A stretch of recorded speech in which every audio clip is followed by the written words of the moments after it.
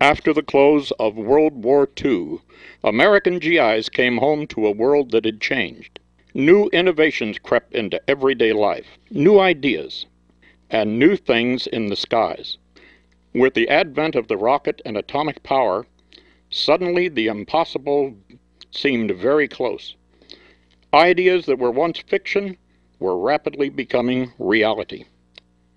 And with these new ideas, new technologies, and new power came visitors from other worlds, drawn to our planet by the emerging power of humanity. Alarmed governments quickly determined the nature of these alien visitors who flew across our skies with impunity. In 1947, in a sleepy ranch town of Roswell, New Mexico, the American Army Air Corps got its chance.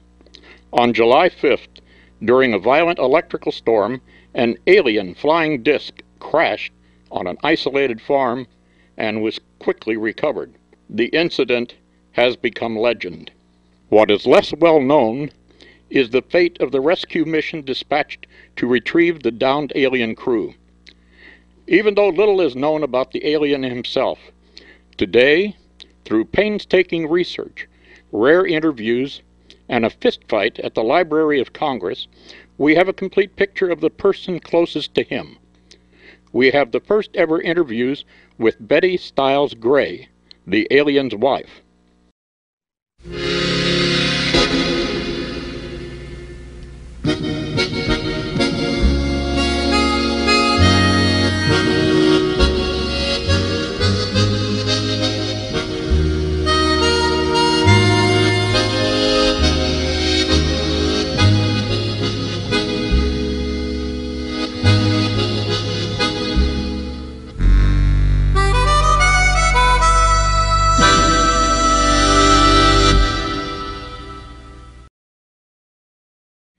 I knew Mac Brazel.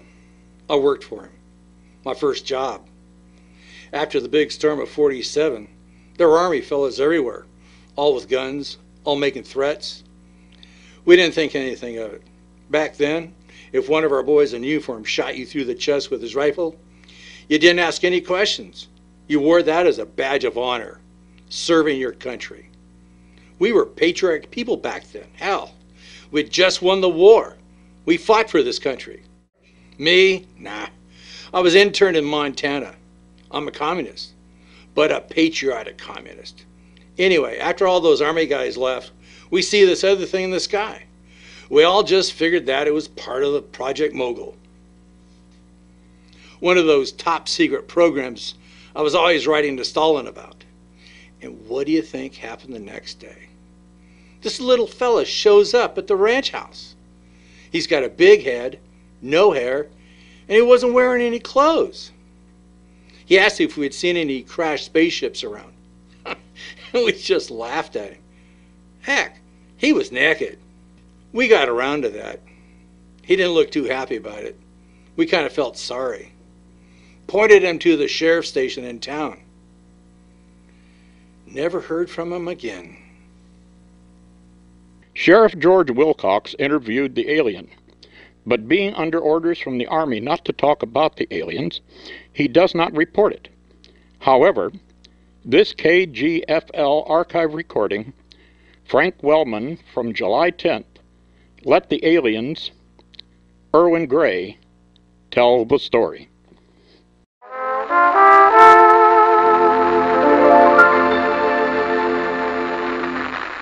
And that was Buddy Clark with Linda. Now we have a special guest here in the studio this morning. A little fella says his name is Irwin Gray. He's looking for some friends. That is correct, alien. One of our spaceships has crashed in this vicinity, and I'm here to retrieve the survivors before you primitive barbaric creatures try to eat or dissect them. Well, isn't that something? Well, tell us, what planet are you from? Serpiops. Is that near Mars? No. You know you're not wearing any clothes? It's a comfort issue. Yeah, well, thanks for coming in and talking to us today, Irwin. And remember, everyone, if you see a crashed spaceship or any of Irwin's friends, you just call right in and let him know. And in a related story, whoever owns a large silver saucer-shaped spaceship had better get over to Jerry and Phil's Diner out on East 2nd Street. Ed's having it towed away right now. And now, Bing Crosby sings Our Things in Guacamole.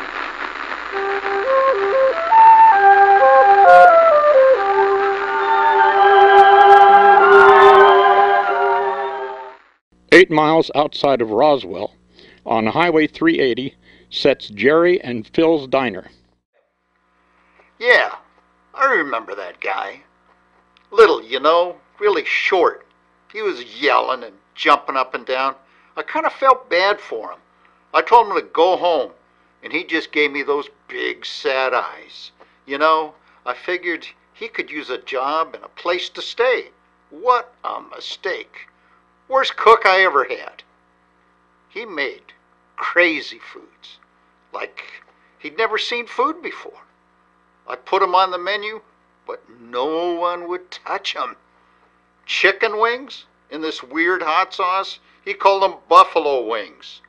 Tortilla chips with a crazy cheese sauce, I couldn't pronounce it. We just called them nachos. He almost put me out of business.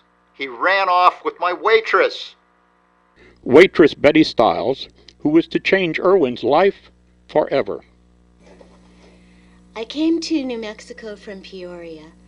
I was following my dream of becoming a waitress at a lonely roadside diner.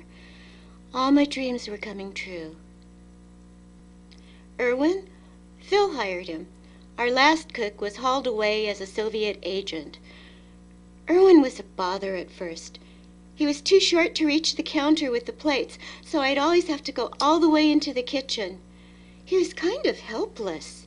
He couldn't cook. In those days, that was pretty normal for a diner cook. I gave him a cookbook, but he couldn't read. But that was pretty normal for a diner cook, too. I had to teach him how to cook. It was slow going at first, but he caught on. He was, I don't know, so exotic. We got to know each other because we both lived in the storage shed behind the diner. It wasn't much, but he fixed it up almost as soon as he got there. He was very handy, always fixing things. Of course, they usually didn't work the same after he was done with them. And he was cheerful. He only got moody once, that first week after he got paid. We borrowed Jerry's car, and I drove him over to Dan's Tow and Salvage to get his spaceship back. That was an ugly day. Dan had sold the spaceship to the Army. If you go there now, it's the site of the Clovis Mystery Crater. For a time, life took on the illusion of normalcy. Then it happened. A chance meeting. In May of 1949, long after the Roswell incident had been forgotten, George Koval, his car overheated, stopped at the diner. It was here that Irwin's life took a fateful turn. George Koval was the KGB's #1 agent in the United States.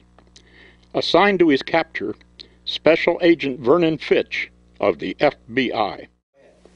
We had intelligence that a spy ring was operating in New Mexico. White Sands, Alamogordo, Walker Air Force Base were all ripe targets for Stalin's atomic spies. No one today understands. It was a war. We were fighting for our way of life, fighting for freedom. I knew if I tapped enough phones, investigated enough citizens, and arrested enough suspects, I'd find my spy. They always subvert from within. They have help. I was right. Agent Fitch arrived at the diner minutes later. The one-way spy drop. Koval pulled into Jerry and Phil's Diner on Highway 380, then switched places with his contact, the cook. His disguise was good enough to fool a casual observer. He even made himself appear about 2 feet shorter. Being a trained agent, I wasn't fooled for a minute. While the decoy drove his car away to the White Sands missile testing range, I waited. Now under federal surveillance, Irwin felt the net closing in on him. One day, this guy was hanging around. No one knew who he was. And then one day, Erwin was packing. It was 1949. The Soviet Union had just detonated their first atomic bomb. It seemed like the world was so full of possibilities. I had to go with him. We had been fixing up Jerry's old car. It ran. All of a sudden, he's buying Jerry's old car. Why not? I don't know what he did to make it run. My place is labeled a haven for commie spies. No one would come in. I had to sell. I opened a new place in town. Nicer. Phil Popeil's Steakhouse. My son Ron cleaned out all the gadgets Erwin had built. I think he patented some of them. He's doing pretty good. I didn't have much choice. The diner was clearly a haven for communist agents. We had to quarantine the area. My spy, he was calling himself Erwin, had taken off with his contact, the waitress, in an old car. Her cover name was Betty Stiles. He must have been in a hurry. They were doing about 300 miles an hour on Route 70. I couldn't keep up, but they certainly left a trail I could follow, heading straight for Las Vegas.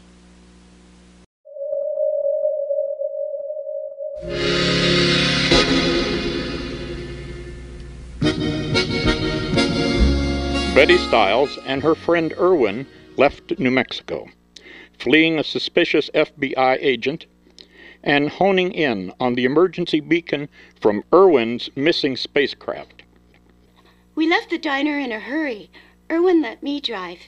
He had fixed up Jerry's old car. He put some kind of new engine in it.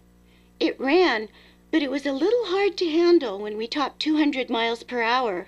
Driving that fast was bad for the tires. The car just wasn't supposed to do that. Outside of Las Vegas, the tires went out, the car overheated, and the new engine stopped working. Erwin had built something called a gravitational vortex generator to power the car. He had to use parts that he could find around the diner to build it, so the car just finally imploded. Sometimes I wonder just where that car ended up. Everything Betty and Erwin owned had been in the car. They walked into Las Vegas with only the clothes on their backs and the contents of their pockets. Hot, thirsty, and broke. Erwin didn't seem to mind too much. He said the desert was much nicer than his home planet. And believe me, he wasn't kidding. Well, anyway, I had to get out of the heat, so we ended up in a casino. Erwin was curious about the games. I explained cards to him. I told him how to play. He caught on right away. In a few short hours, Erwin had amassed a fortune. In Las Vegas casinos, winning was an acceptable risk to the owners. Winning everything was not. Erwin quickly came under the scrutiny of the casino manager. So there's this little guy who's cheating. I'm supposed to take him out. His girlfriend gets in the way. I don't know what to do with him. In our business, you make a mistake like that only once, huh? So he asked Jimmy Noodles what to do. He doesn't know, so he asked Vinny Two Shoes. Nobody knows what to do about the girl. So we all go to see Antonio, the brain. He realizes the little guy is counting cards. He's got an IQ of like 1,000,000. So the brain gets the idea. He knows just what the casino needs. We end up putting the guy to work. Erwin was doing so great. He had a knack for cards. But the casino people weren't very happy. I thought we were goners. Then, just like that, we're working in the casino. Erwin didn't get to keep any of the money, but they gave us a room in the hotel, new clothes, and jobs. It was so great. I am not from your planet. I am here to rescue my fellow travelers, Gary and Skyler. They told me that if I did not amuse you, I and my friend would be terminated. that is an impossibility, as I cannot die in the human sense. My wave function will go to zero as time goes to infinity.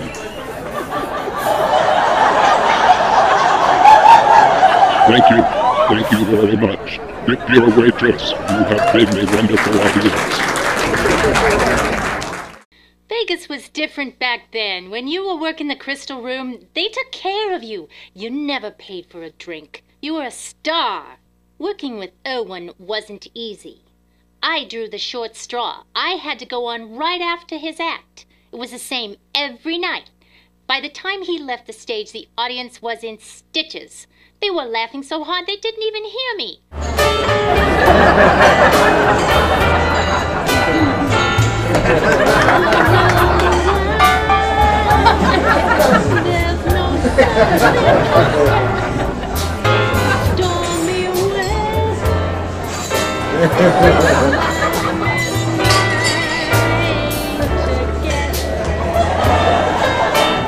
That was the beginning and the ending of my Las Vegas career. I had to leave town, but not before the wedding. Things were going great. One night, after the show, Irwin popped the question. We got married the next day.